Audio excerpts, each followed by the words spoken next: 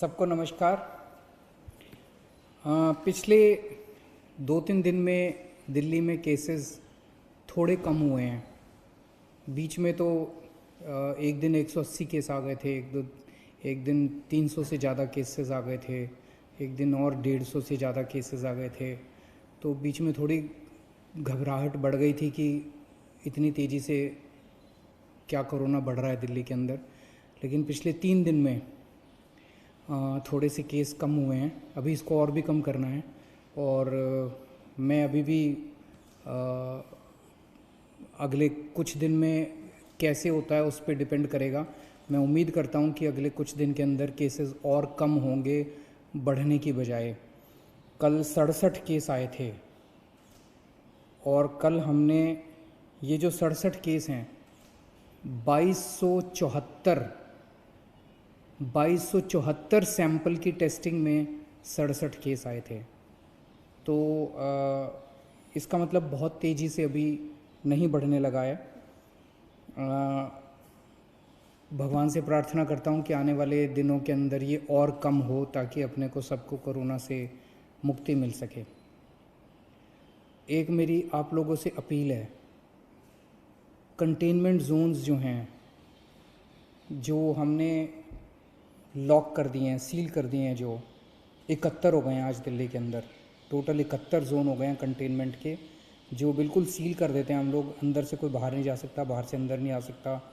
और अंदर भी जो लोग रहते हैं उनको अपने अपने घरों के अंदर रहना होता है, घर के बाहर नहीं निकलना होता। उनकी जो रोज़मर्रा की ज़रूरतें हैं वो हम पूरी कराते हैं। वहाँ पे पुलिस वाले, लोकल प्रशासन बड़ी अच्छा काम कर रहे हैं और वो आपके लिए सारी ज़रूरतें पूरी करते हैं। लेकिन मेरी आप लोगों से विनती है कि कंटेनमेंट जोन्स में बाहर से अंदर और अंदर से बाहर तो हम रोक रहे हैं, लेकिन अंदर लोग सारी कोशिशों के बावजूद कुछ कंटेनमेंट जोन्स के अंदर लोग फिर भी गली में निकल जाते हैं, एक दूसरे के घर चले जाते हैं। अब कल जहांगीरपुरी में एक कंटेनमेंट जोन है, वहाँ पे एक ही कुनबे के 26 लोगों को कोरोना मिला है कल, एक ही परिवार के।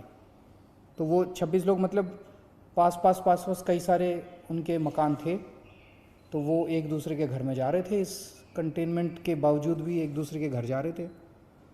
तो मेरी आप लोगों से हाथ जोड़ के विनती है, पूरा देश इस टाइम लॉकडाउन में है। कितनी मुसीबतों का हम सब लोग सामना कर रहे हैं, आप भी कर रहे हैं, सब लोग कर रहे हैं।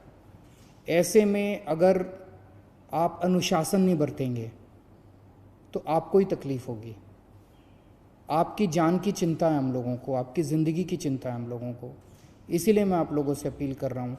अब बताओ, एक ही परिवार के 26 लोगों को कोरोना हो गया तो अच्छी बात तो नहीं है। मैंने पहले भी कई बार कहा था, आपको कोरोना होगा कि नहीं होगा ये आपके ऊपर निर्भर करता है। अपने को बचा के रखोगे तो कोरोना नहीं होगा, और ढील दे दोगे तो कोई नहीं बचा सकता। और अगर किसी के मन में ये हो ना कि मेरे को तो कोरोना नहीं होगा, ये भूल जाओ। ये कोरोना ना तो बहुत बड़े किसी मंत्री को छोड़ता और ना चपरासी को छोड़ता। इससे कोई नहीं बच सकता, कोई धर्म, कोई जाति, कोई अमीर, कोई गरीब, कोई नहीं बचा हुआ। तो कोई इस गलत फहमी में मत रहना कि मेरे को तो कोरोना नहीं हो सकता। कहीं किसी को भी हो सकता है और कहीं से भी आ सकता है, पता भी नहीं चलेगा। तो अपने आप को बचा के रखो। अगर कहीं पे कंटेनमेंट सरकार ने कराया तो सोच समझ के कराए, कम से कम वहाँ तो एकदम बहुत सख्ती के साथ अपने घर के अंदर हो। आज सरकार ने एक अहम निर्णय लिया है। अभी कुछ दिन पहले हमने निर्णय लिया था कि कोई भी डॉक्टर, नर्स, अस्पताल में काम करने वाले सरकारी जितने सफाई कर्मचारी, जितने लैब टेक्नीशियन जो अस्पताल में काम करते हैं, कोरोना के मरीजों का इलाज करते वक्त अगर उनमें से किसी को भी कोरोना हो जाता है और अगर उसकी वजह से डेथ हो जाती है तो उसके परिवार को सरकार 1 करोड़ रुपए की सम्मान राशि देगी। लेकिन हम देख रहे हैं कि बहुत सारे दूसरे लोग भी हैं, दूसरे कर्मचारी भी हैं जो कोरोना के मरीजों की सेवा करने में लगे हुए हैं। जैसे पुलिस है, पुलिस के लोग रात दिन कोरोना के मरीजों की जगह जगह सेवा करने में लगे हुए हैं। उसी तरह से हमारे सिविल डिफेंस वॉलंटियर्स हैं जो रात दिन इनकी सेवा करने में लगे हुए हैं। हमारे बहुत सारे प्रिंसिपल्स हैं, टीचर्स हैं जो खाना बांट रहे हैं सब लोगों को। अगर किसी भी कर्मचारी को जो कोरोना के लोगों की सेवा कर रहे हैं और सेवा करने की वजह से उनको भी कोरोना हो जाता है और कोरोना होने की वजह से उनकी डेथ हो जाती है, तो सभी कर्मचारियों के ऊपर अब ये स्कीम लागू की जा रही है कि मरणोपरांत उनके परिवार को 1 करोड़ रुपए की राशि दी जाएगी। आज एक ऑटो ड्राइवर का फ़ोन आया, बहुत भाव विभोर हो रहा था, गला उसका बिल्कुल भरा हुआ था। मैंने पूछा क्या हुआ? बोला जी मेरे अकाउंट में 5,000 रुपये आ गए। और बोला कि मैं समझ नहीं आ रहा आपका किस शब्दों में शुक्रिया अदा करूं। कहता है कि किसी सरकार ने ड्राइवरों का ख्याल नहीं रखा, इतनी मुसीबत की घड़ी में आपने हमारा ख्याल रखा, आपने हमको याद किया। मैं किसी पे एहसान नहीं कर रहा, ये पैसा मेरा नहीं है, ये आप ही का पैसा है, आप ही के काम आना चाहिए और मेरा ये फ़र्ज़ बनता है जो कुछ मैं कर रहा हूँ। मुझे खुशी है आज हमारे ऑटो वाले, ग्रामीण सेवा वाले और जितने टैक्सी वाले, ई रिक्शे वाले, जितने ड्राइवर्स हैं, जितने भी, सबके अकाउंट में पैसे पहुंचने चालू हो गए हैं।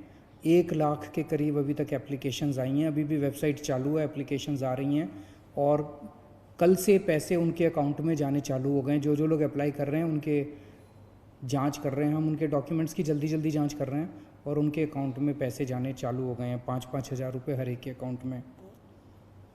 और पूरी दिल्ली के अंदर इस टाइम 60 मशीनें लगी हुई हैं हमारी सैनिटाइजेशन करने के लिए और दिल्ली के काफ़ी इलाकों में सैनिटाइजेशन हो चुका है। जगह जगह मशीनें जा रही हैं, आपको भी, आपके इलाके में भी आएंगे, लेकिन अगर आपको भी पहले कराना है अपना सैनिटाइजेशन हमें ज़रूर बताइएगा, हम आपके इलाके में भी सैनिटाइजेशन मशीनों के द्वारा करा देंगे।